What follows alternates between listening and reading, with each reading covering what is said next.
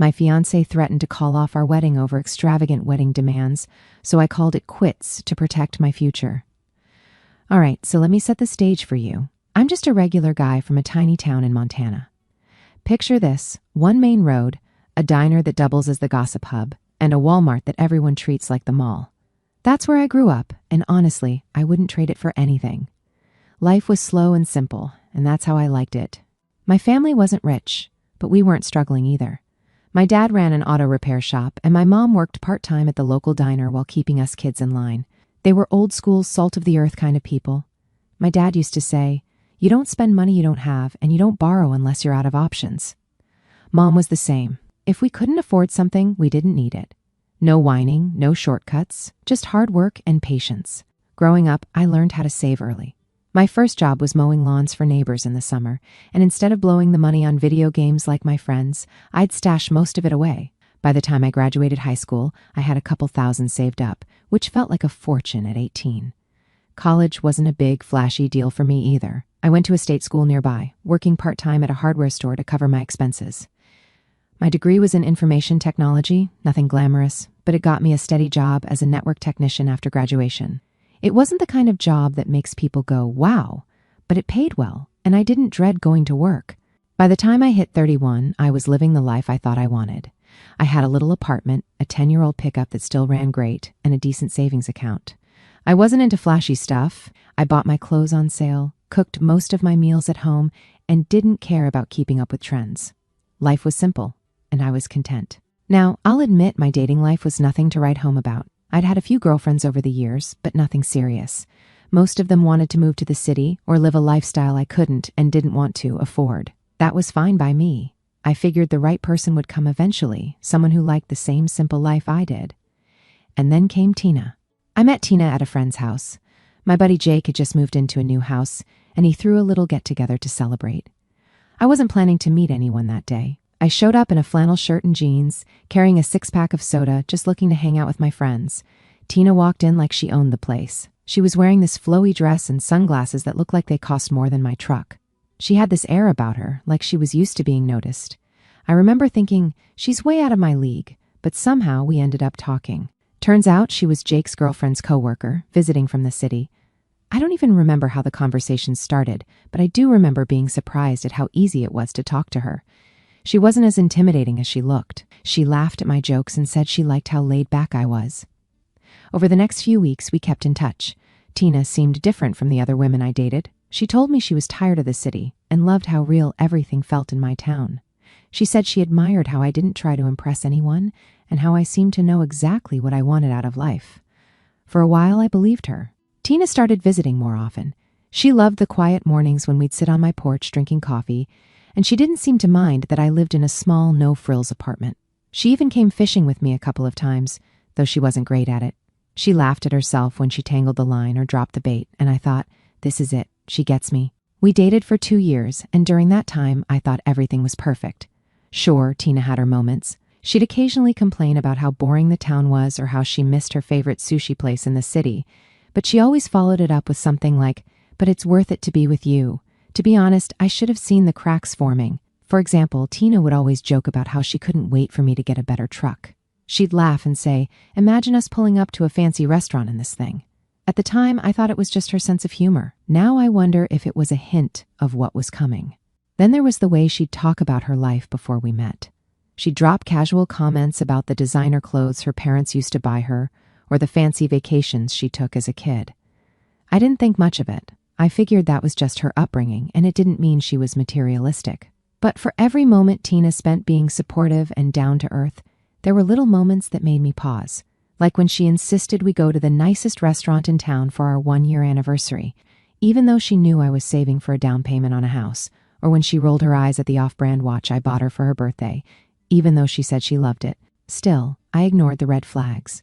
I thought we balanced each other out, me being practical and her being more adventurous.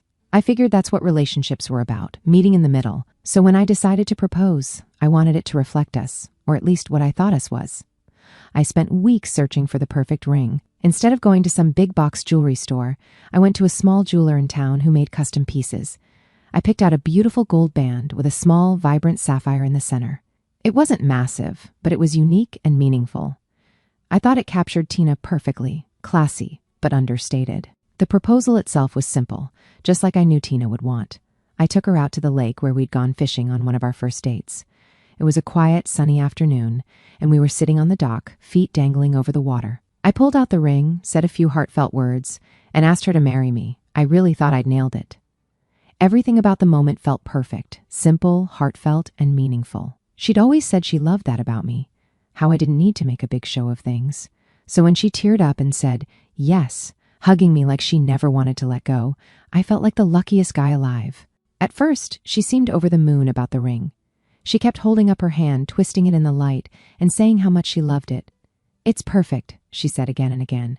No one else has anything like this. You really get me. The first week after the proposal was like living in a dream. Tina was telling all her friends about how thoughtful I was and how much the ring meant to her. I'd catch her snapping pictures of it on her hand, sharing them with her best friends, and smiling like a kid who just got their favorite toy. She'd hug me out of nowhere and say things like, "You're amazing, you know that?" It made me feel like I'd done everything right. But then, slowly, little things started to make me wonder. For one, she was showing the ring to everyone. Her coworkers, her girlfriends, even her yoga instructor, but not to her family. It came up when we visited her parents for dinner about 2 weeks after the proposal. I'd assumed she'd be just as excited to show them as she was with everyone else, but she didn't even bring it up. When her mom asked, "So, let's see the ring," Tina hesitated, her hand instinctively going to her lap. "Oh, it's not really, she started before finally holding it up with a forced smile. Her mom examined it, tilting her head. It's nice. Very different." "Yeah," Tina said quickly, slipping her hand back down. "It's unique, not your typical diamond." Her dad didn't even look up from his steak, but her mom gave me a tight smile and said, "Well, if you two are happy, that's all that matters." Tina didn't say much after that, and the ride home was quiet. I asked her if everything was okay, and she shrugged it off. "Yeah, it's just my mom. She's always weird about stuff like that. I didn't push it, but it nagged at me. Why did it feel like she was embarrassed?" Then there was the local community center I suggested for the wedding. It's a beautiful space that's affordable and has a lot of character. I thought it would be perfect for us. Big enough to fit all our family and friends, but not so massive that it felt over the top. Plus, it had these gorgeous wooden beams and big windows that let in tons of natural light. I brought Tina to see it one Saturday, thinking she'd love it. She walked around, politely nodding at all the details I pointed out, but her excitement wasn't there. "What do you think?" I asked, trying to gauge her reaction. "It's nice," she said after a pause, but there was a hint of hesitation in her voice she couldn't hide. "Just nice," I pressed, laughing a little to lighten the mood. She shrugged. "I mean, yeah, it's fine. It's just, I don't know. It's not what I imagined, But if it's what works, then that's fine." I felt a pang of disappointment. I'd been so sure this place would be a perfect fit for us. But her lukewarm response made me second-guess myself. Still, I told myself it was just a matter of adjusting expectations. Maybe she'd warm up to the idea once we started planning more details. After all, Tina kept telling me she loved how I kept things grounded and practical. That was part of what brought us together. Or so I thought. There were other moments like that, little cracks in the perfect image she'd presented. One evening, when we were hanging out with her friends, one of them asked to see the ring. Tina held out her hand, and her friend gushed about how unique it was. "Oh my gosh, it's so you," her friend said. Tina smiled, but it was more subdued than usual. "Yeah, he really put a lot of thought into it." She gizzed. Her tone was off, like she was trying to sound enthusiastic but wasn't quite pulling it off. It felt like she was playing along for my benefit, and it left me with this gnawing feeling in the back of my mind. Still, I brushed it off. I figured maybe I was overthinking things. Wedding planning is stressful, right? Maybe she just had a lot on her plate. But as time went on, those little moments added up. Tina would rave about the ring and the proposal to some people, but downplay it with others, like she was trying to manage expectations depending on who she was talking to. I remember overhearing her on the phone with her sister one night. I wasn't eavesdropping, but I couldn't help catching snippets of the conversation. "Yeah, it's different," she said, her voice low. "Not what I expected, but no, I mean, it's fine. He really tried, and that's what matters, right?" That stung. I'd thought she genuinely loved the ring and everything it represented, but hearing her talk about it like that made me wonder if she was just putting on a show for me. At the time, I didn't know what to make of it. I wanted to believe she was just dealing with pressure from her family or friends, but part of me couldn't shake the feeling that Tina wasn't being entirely honest about how she felt. The thing is, she never outright complained.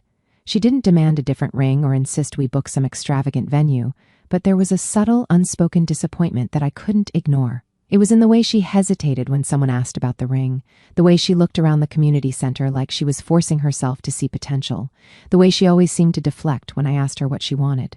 At the time, I chalked it up to nerves or stress. After all, planning a wedding is a big deal, and Tina had always seemed so supportive of my practical approach to life.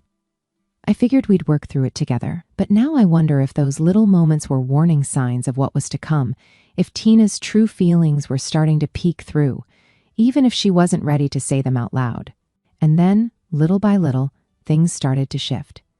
It began with the guest list. I'd assumed we'd keep it small, just close family and friends, maybe 50 people tops. Tina and I both come from pretty big families, but I thought we could find a way to pare it down. When I brought it up, Tina seemed on board. "Yeah, that sounds good," she said. "We don't need a massive crowd. It's about us, not anyone else." Great, I thought, we're on the same page. But a week later, she handed me a rough draft of the guest list, and my jaw nearly hit the floor. It had over 200 names on it. "What is this?" I asked, holding up the list. "It's just a starting point," Tina said, smiling like she hadn't just quadrupled our headcount. "Tina, this is 4 times the number we talked about," I said. She shrugged. "I couldn't leave anyone out. I mean, my parents have a lot of friends, and they'd be offended if we didn't invite them. And then there's my coworkers, plus some of my college friends." I frowned. "Do you even talk to half these people?" "Not all the time," she admitted, "but it would be rude not to invite them. Plus, the more people we invite, the more gifts we get, right?" She laughed like it was a joke, but I wasn't so sure. "Gifts aren't the point, Tina," I said. "We can't afford a wedding for 200 people. "We'll figure it out," she said breezily. "It's not like everyone will show up anyway." I let it go for the moment, thinking we'd revisit the list and trim it down later, but deep down, I started to feel like I was losing control of the wedding plans. Then there was the venue. After the lukewarm reaction to the community center, Tina began showing me pictures of other places, ones that looked like they belonged in a movie, not a small-town wedding. One was a vineyard with sprawling gardens and chandeliers in the ballroom. Another was a fancy hotel downtown with a rooftop terrace and city views. "These are just ideas," Tina said, scrolling through the pictures on her phone. "They're beautiful," I admitted, "but they're way out of our budget." She sighed. "I know, but don't you think it would be amazing to get married somewhere like this? It's our wedding, it should feel special." "It will feel special," I said. "It's not about the venue, it's about us." Tina gave me a tight smile. "I know. I just want it to be memorable, that's all." I could tell she wasn't happy, but she didn't push it further that night. Still, the seed had been planted. As the weeks went on, her expectations kept creeping up. First, it was the guest list and the venue, then it was the food. "What about a buffet?" I suggested one evening while we were going over catering options. "It's affordable, and people can pick what they like." "Buffets are so casual," Tina said, wrinkling her nose. "Don't you think a plated dinner would be nicer?" "Sure, if we could afford it," I said. "But a sit-down dinner for 200 people would cost a fortune." "We don't have to go overboard," she said.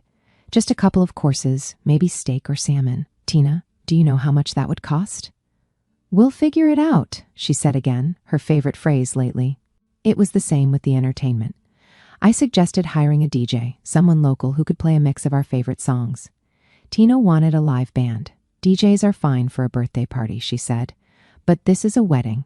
A live band would make it so much more elegant." "Do you know how expensive live bands are?" She sighed. "It's just an idea. I'm not saying we have to do it, but wouldn't it be nice?" Every conversation felt like this, her suggesting something extravagant and me reminding her we couldn't afford it. She always said she understood, but I could tell she was disappointed. It wasn't anything she said outright, but it was in the way her smile would falter or how she'd change the subject. The turning point came when Tina casually brought up the idea of hiring a wedding planner. "I think it would help take some of the stress off us," she said one night while we were having dinner. "Tina, wedding planners are expensive," I said. "But they save you money in the long run," she argued. "They know how to negotiate with vendors and stuff. I think we can handle it ourselves," I said. "It's not like we're planning a royal wedding." Tina gave me a look I couldn't quite read. "I just don't want to feel overwhelmed," she said quietly. I felt a twinge of guilt. Maybe I was being too rigid. Tina had a demanding job, and I knew she wanted the wedding to be special. Still, I couldn't shake the feeling that her idea of special was getting further and further from what we'd originally talked about. The final straw, at least for this chapter, came when I caught her scrolling through pictures of engagement rings on her phone. "Looking for ideas for someone else?" I teased, peeking over her shoulder. She quickly locked the screen and gave me a nervous laugh. "No, just browsing." "For what?" I asked, confused. "Nothing," she said quickly. I didn't press her, but it stuck with me later that night when she went to the bathroom. I couldn't resist sneaking a peek at her phone. The search history was full of diamond engagement rings and how to upgrade your engagement ring. I'd spent months saving for her ring, thinking it was exactly what she wanted. She told me how much she loved it, how thoughtful and unique it was, and now she was secretly looking for something bigger and flashier. I didn't say anything right away. I wanted to give her the benefit of the doubt, but it was hard to ignore the sinking feeling in my stomach. This was the moment I started to realize that the Tina I thought I knew, the one who loved my small-town values and didn't care about material things, might not have been entirely real. As time went on, Tina's true colors became harder and harder to ignore, starting with the bridal party. At first, Tina told me she wanted her bridesmaids to pick their own dresses within a certain color scheme. I thought that was thoughtful and practical. She had always said she didn't want to burden her friends financially, but apparently that plan didn't last long. One night she came home with a handful of bridal magazines and a Pinterest board full of ideas. "Look at these," she said excitedly, shoving the magazines in my face. I flipped through the pages, noticing the designer labels on every dress. "These are nice," I said hesitantly, "but they look expensive." "Well, yeah," Tina said, as if it were obvious. "They're Vera Wang. You can't go wrong with a classic designer dress." "For you or the bridesmaids?" I asked, already sensing where this was headed. "For the bridesmaids," she said casually, like it was no big deal. "Tina, those dresses are going to cost hundreds of dollars each," I said. "Are you sure your friends can afford that?" She shrugged. "They'll figure it out. It's one day, and it's important to me that everything looks cohesive. Plus, they'll have a beautiful dress they can wear again. Tina, most people don't wear bridesmaid dresses again. It's not exactly practical." She rolled her eyes. "Why do you always have to be so negative? It's my wedding, and this is what I want. They'll understand." I didn't argue further, but the whole thing left a bad taste in my mouth. It wasn't just about the money. It was the way she seemed to expect her friends to bend over backward for her, no matter what. The next blow came with the bachelorette party. I thought she'd do something simple, like a night out with her friends or a weekend at a cabin, but Tina had other ideas. "We're going to Miami," she announced one evening, grinning from ear to ear. "Miami?" I repeated, stunned. "Yeah, a long weekend on the beach with my girls. It'll be so much fun." "That sounds expensive," I said carefully. "Well, yeah," she said with a laugh, "but it's a once-in-a-lifetime thing. They'll understand. Did you talk to your friends about it?" "Not yet," she admitted, "but I already booked the villa. They'll figure it out." "Tina, what if some of them can't afford it?" "Then they're not real friends," she said flatly. "If they cared about me, they'd make it work." I couldn't believe what I was hearing. This wasn't the Tina I thought I knew, the one who said she loved my simple, practical approach to life. It was like she'd transformed into a completely different person, someone who cared more about appearances and extravagance than the people around her. But the worst was yet to come. One evening, Tina sat me down and told me she'd been talking to her parents about the wedding budget. I braced myself, knowing this conversation wasn't going to go well. "So," she began, "my parents think we should really consider taking out a loan to make sure we have the wedding we deserve." I blinked, trying to process what she just said. "A loan? For the wedding?" "Yeah," she said, like it was the most reasonable thing in the world. "It's not like we can't pay it off later. It's just to make sure everything is perfect. Tina, we've talked about this. I don't want to start our marriage in debt." "It's not that big of a deal," she said, waving me off. "Everyone does it." "No, they don't," I said firmly, "and even if they did, I'm not doing it. I've worked hard to stay out of debt, and I'm not about to ruin that for one day." Tina's expression hardened. "You're being so selfish," she snapped. "This is supposed to be the happiest day of our lives, and you're acting like it's a chore." "I'm not being selfish," I said, trying to stay calm. "I'm being practical. We don't need to spend a fortune to have a beautiful wedding." She crossed her arms and glared at me. "Maybe you don't care about having a beautiful wedding, but I do, and if you loved me, you'd understand that." That hit me like a ton of bricks. I couldn't believe she was pulling the "if you loved me" card over something as ridiculous as taking out a loan for a wedding. "Tina, this isn't about love. It's about being responsible. I'm not going into debt for this, and that's final." She didn't say anything, just stood up and stormed out of the room. For the next few days, we barely spoke. Tina was clearly furious with me, but I wasn't backing down.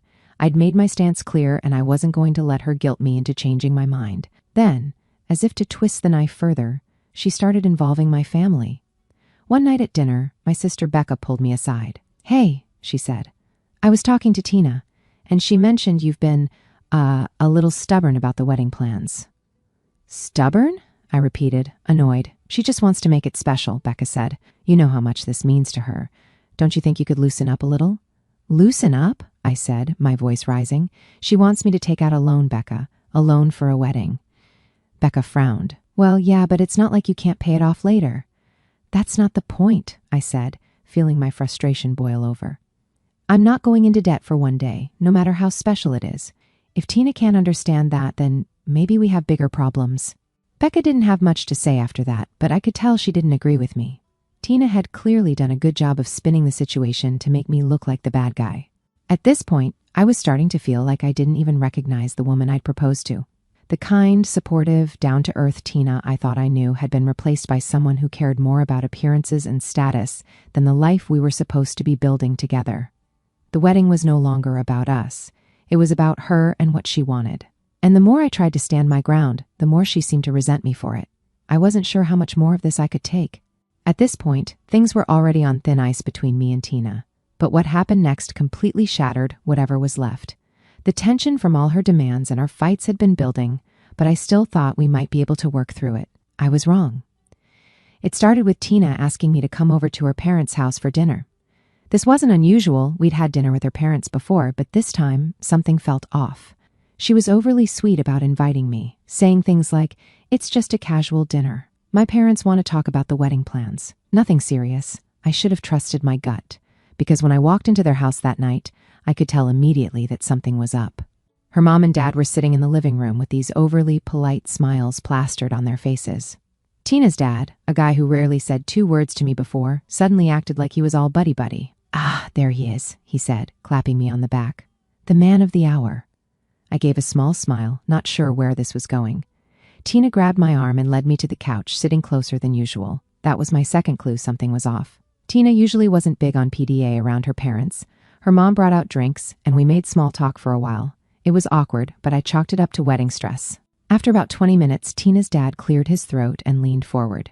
"So," he started, "Tina's told us about some of the financial disagreements you two have been having." I glanced at Tina, confused. She gave me this tight-lipped smile, like she was trying to encourage me to play along. Yeah," I said. "We've been talking about the budget. I think we just have different ideas about how much 26 much we want to spend." Her dad chuckled, but it wasn't a friendly laugh. It was the kind of laugh people use when they're about to say something they think is clever, but is really just condescending. "Well, son, a wedding isn't just a party. It's an investment. It's a reflection of your commitment to each other, right?" "Right," I said slowly. "But I don't think starting a marriage in debt is the best way to reflect that commitment." Her mom chimed in, her voice dripping with fake concern. "Oh, but isn't it worth it to make Tina happy? She's always dreamed of a beautiful wedding. Don't you want to give her that?" I could feel my blood starting to boil. "Of course I want her to be happy," I said. "But I also think we can have a beautiful wedding without spending money we don't have." Tina's dad leaned back in his chair and crossed his arms. "So what I'm hearing is you're not willing to step up for my daughter." That hit me, but I stayed calm. "No, what I'm saying is that I'm not willing to jeopardize our future for one day." Tina and I talked about having a simple, meaningful wedding, and that's what I thought we both wanted. Tina finally spoke up, her voice soft and almost pleading. "Babe, it's not about jeopardizing our future. It's about making memories, starting our life together in a way we can look back on and feel proud of." I turned to her, trying to keep my voice steady. "Tina, I want those things too, but I don't think we need to spend a fortune to have them. We can make memories without going into debt." Her mom sighed dramatically. "Oh, honey, sometimes men just don't understand. You're trying to create something magical, and that's hard for them to grasp." That was it. I'd had enough. I stood up, feeling the weight of their judgmental stares. "With all due respect," I said, looking at her parents, "this isn't about me not understanding. It's about priorities. I've worked hard to build a stable life, and I'm not going to throw that away for something we don't need. If that's not good enough for Tina or for you, then maybe we need to reevaluate what this wedding is really about." Tina's dad stood up too, clearly trying to intimidate me. "Reevaluate? What are you saying, boy?"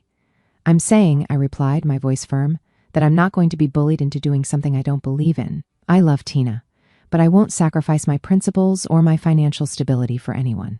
The room went silent. Tina's mom looked like she'd just seen a ghost, and her dad's face turned bright red. Tina, on the other hand, looked absolutely stunned. "You're overreacting," she finally said, her voice shaky. "No, Tina, I'm not," I said, turning to face her. "This has been building for weeks. You've been pushing for things you know I can't afford, and I've tried to compromise, but it's never enough. I can't do this anymore." Her eyes filled with tears, but I didn't back down. "If having your dream wedding is more important than building a life together, then maybe we're not right for each other." "Tina, say something," her mom hissed, but Tina just stared at me, speechless. I grabbed my coat and turned to leave. "I think it's best if we take some time to think about what we really want," I said. "I'll let you know when I'm ready to talk." The next day, I packed up the few things Tina had left at my apartment and texted her to come pick them up. She didn't reply right away, but later that evening, she sent me a long message saying how hurt she was and how she couldn't believe I was giving up on us. I didn't respond. I knew there was no point. This wasn't about giving up. It was about refusing to be manipulated into something I didn't believe in. Standing my ground wasn't easy, but it was the right thing to do. I might have lost Tina, but I kept my dignity and my future, and honestly, that was worth a whole lot more than any wedding.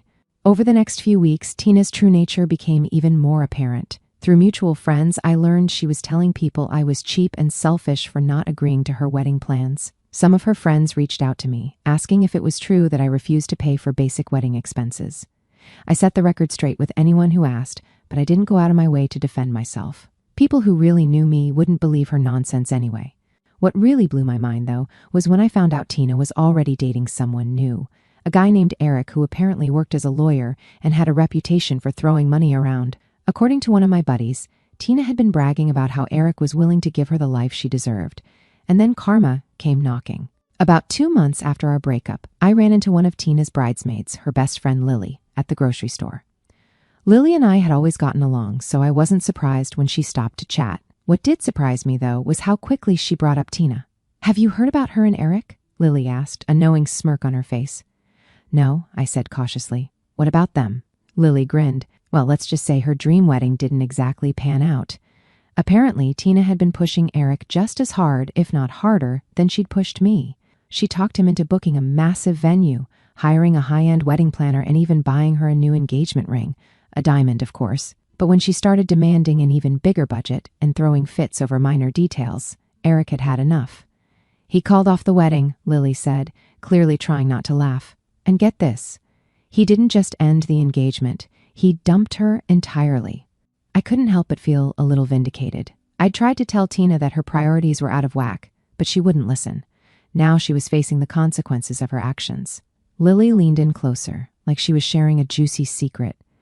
"She's been telling everyone he was a jerk and that he led her on, but between you and me, she did this to herself." I thanked Lily for the update and went on with my shopping, feeling lighter than I had in weeks.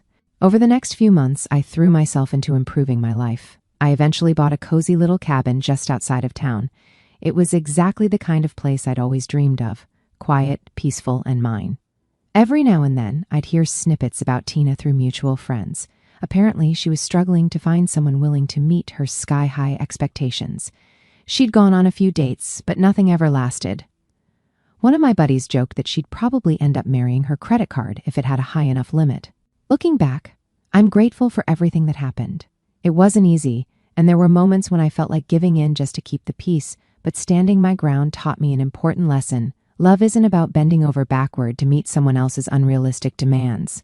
It's about mutual respect, compromise, and building a life together. Tina may have thought she could bully and guilt me into giving her what she wanted, but in the end, she only showed me who she really was. And honestly, I'm thankful for that. Sometimes you have to go through the tough stuff to find out what really matters. For me, that meant walking away from Tina and choosing to put my own happiness and values first. And while it hurt at the time, it's a decision I'll never regret. Karma has a funny way of working things out, and seeing Tina's life unravel while mine got better was all the closure I needed.